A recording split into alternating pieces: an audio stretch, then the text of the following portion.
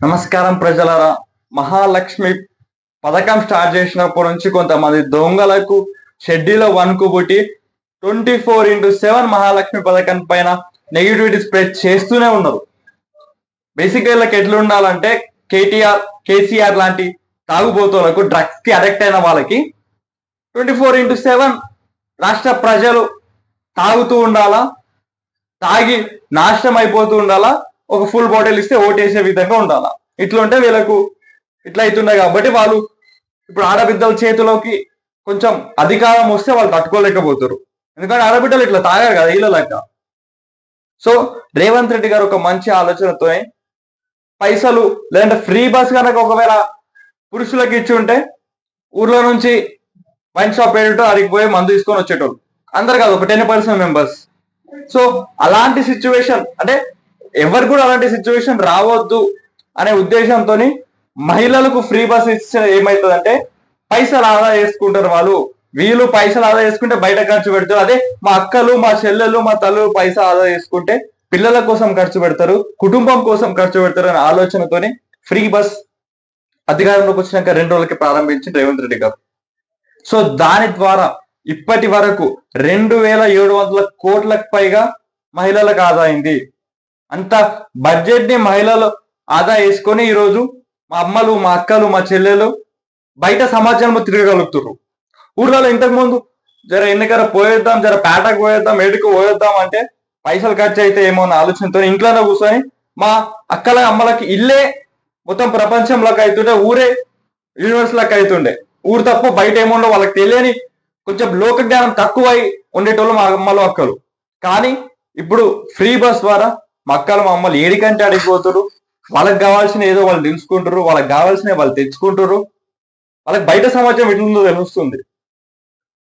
So అదే కాకుండా మా అక్కలకు, మా అమ్మలకు తల్లిగారింటికి పోయినా మొగునికి 200-300 అడగాల్సిన అవసరం ఉండకుండే. ఇప్పుడు 200-300 ఏం అడగాల్సిన అవసరం లేకుండా తల్లిగారింటికి పోయి అమ్మలు, అక్కలు, చెల్లెలు వాళ్ళంతా కలిసి సంతోషంగా ఇచ్చేస్తారు. ఇంతకుముందు మా అక్కలు తీర్థయాత్రకు పోవాలంటే ఎంతో కష్టపడుతుండే. ఇంట్లో తీసుకొచ్చిన డబ్బులు సరిపోక అదిగాక ఇదిగాక ఈరోజు మా అమ్మలు, మా అక్కలు దేవుణ్ణి దర్శించుకోవాలనుకుంటే పుక్కర్ల బస్ ఎక్కి వచ్చి దర్శించుకుంటుర్రు. అంటే మా అమ్మలు, మా అక్కలు సమాజంలో తిరుగుతుర్రు. ఎన్ని రోజులు తిరగలే. మీ కేటీఆర్, మీ కేసీఆర్ కొంతమంది ఇన్ఫ్లుయెన్సర్ బ్యాచ్ వీళ్ళక పైసలు లేకుండే మా ఇంట్లల్లో తిరగాలంటే.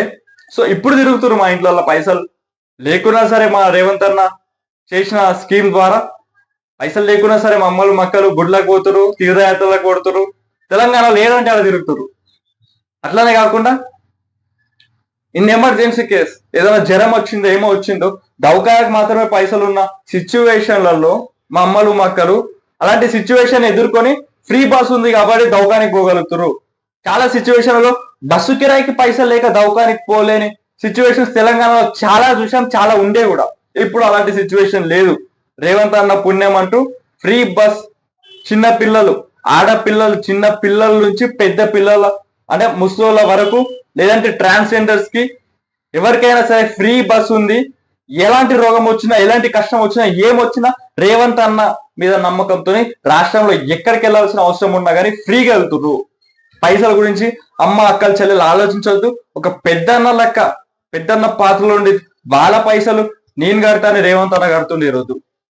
అంతే కదా. ఇంట్లో ఒక అన్న, తమ్ముడు ఉంటే అక్కలు, అమ్మలు వాళ్ళ పైసలు అలా గట్టనిస్తారా? రేవంత్ అన్న కూడా అంతే. రాష్ట్రం అంతా నా అక్కలు, నా చెల్లెలు, నా అమ్మలు అనుకుంటారు. అంతే తేడా.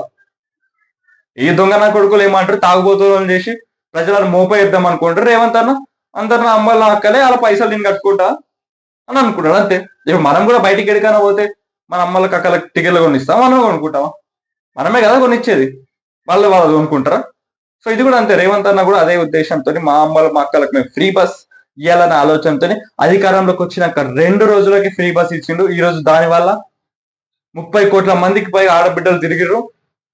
అంటే ఈ సన్నసులకు ఇంకోటి తెలియదు. 30 కోట్ల అంటే తెలంగాణ 30 కోట్ల ఆడబిడ్డలు ఏడుంటారు అంటే అదే సన్నసులో కౌంట్ అనేది ఒక్క ఆడబిడ్డ 10 సార్లు చేసినా 10 సార్లు కౌంట్ చేస్తారు. అదే అందుకే చదువుకోవాలి. చదువురాని సన్నసులు ఉంటే రాష్ట్రం ఇదే బాపతి. సగం బీజేపీ అదే ఉంది, సగం బీఆర్ఎస్. బీఆర్ఎస్ లో ఫేక్ సర్టిఫికేట్ లేరు అనుకో, కానీ బీజేపీలో ఫేక్ సర్టిఫికేట్ బీఆర్ఎస్ లో లేరు. బీఆర్ఎస్ చదువుకోవాలనే ఉన్నారు మొత్తం. లాస్ట్ ఎడ్యుకేషన్ మినిస్టర్ ఏం చదువుకుందో మీ అందరికి బాగా తెలుసు, సబితా ఇంద్రమ్మ. అలాంటి ఎడ్యుకేషన్ మినిస్టర్స్ తయారు చేసిన బీఆర్ఎస్ పార్టీకి 30 కోట్ల లెక్క ఏం తెలియదు.